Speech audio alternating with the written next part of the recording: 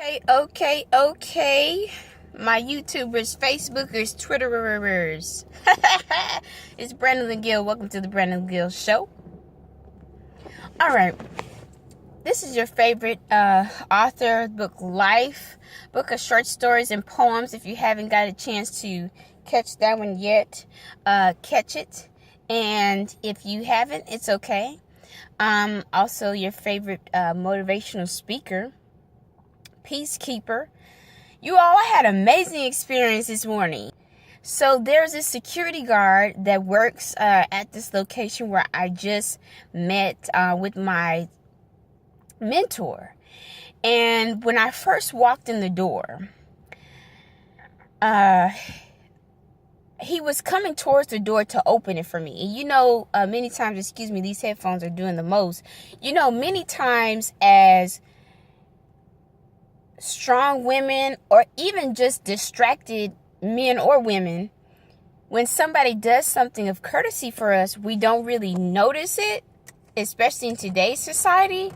So I was not even thinking that he was coming to open the door for me. So when he came towards me and he was coming to get this door, I was like aloof,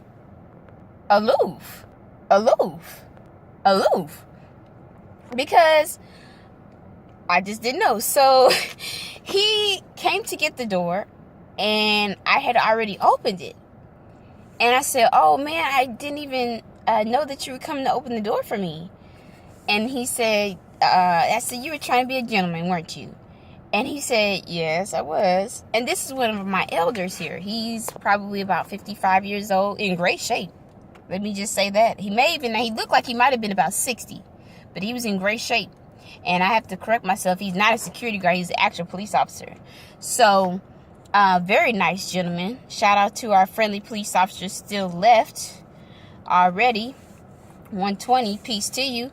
And so he got the door for me. And I then said, "You know what?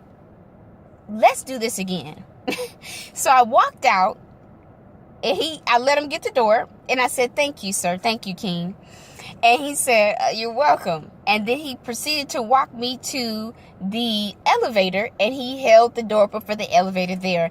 And I said, "Thank you so much for being a gentleman." When I came back down from my meeting with my mentor, I looked him in the eye. And he was walking with me again to open the door for me. Great gentleman. One of our kings out there.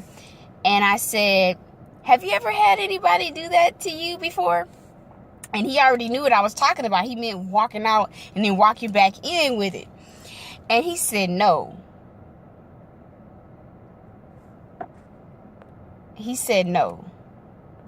And I was flabbergasted, because this is a 60-year-old African-American man who's no telling where he grew up, what he's been through, tell me that he's never had a woman correct herself in terms of one of the most beautiful examples of chivalry still left and diminishing, which is opening the door for a woman. And I'm sharing that with you all, my kings and my queens, today. And I'm saying this because that right there, that tells me that it's not too late, and it's never too late to turn any situation around. You understand what I'm saying right now?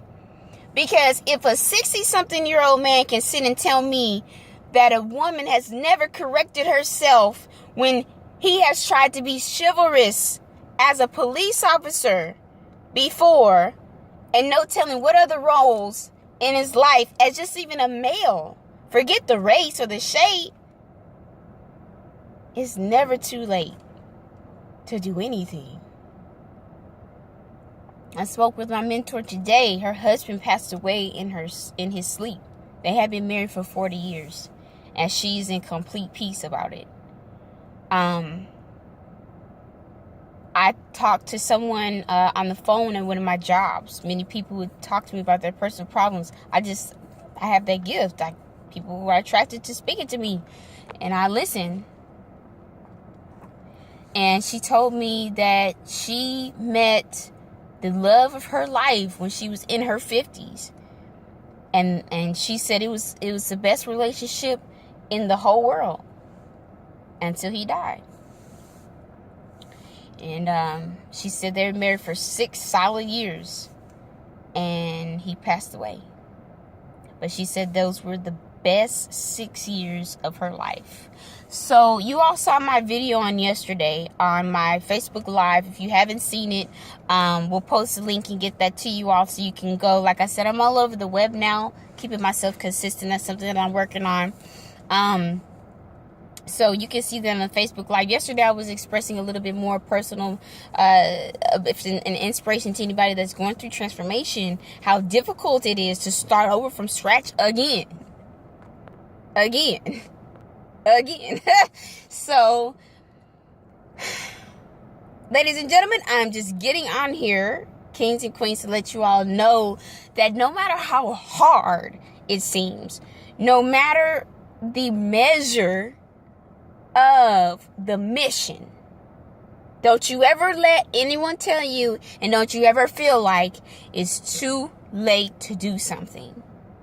Because I will tell you, if you look at a chart, there's a chart out there, some of the most prolific entertainers, writers, massively successful people, they hit their peak at about 30.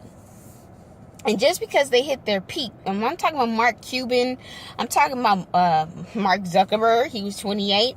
I'm talking about Oprah Winfrey.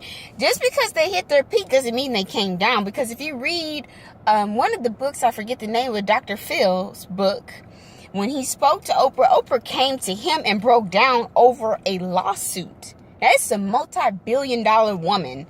She's a multi-billion-dollar television personality, relationship, psychological guru, speaker, motivator, who broke down to Dr. Phil over a lawsuit. But it wasn't about the lawsuit. When you read the book, you gotta find it. I'll do better. You gotta find it. It wasn't about the lawsuit. It was the hit to her integrity. Because she really knew in her heart that she had done nothing wrong. And there is an old saying that says, nice guys finish last. They really should add to that, though. They should say, nice guys finish last, but get the benefits of those that finish fast. Can we say that again? Nice guys finish last, but get the benefit of those who finish fast. And these people have peaks and they have troughs. But they don't tell themselves, it's too late for me to lose this weight. It's too late for me to finish college, man. It's too late for me to do the things that I was supposed to do a long time ago. And I will tell you from my own personal experience, I've been having meetings with this mentor for years.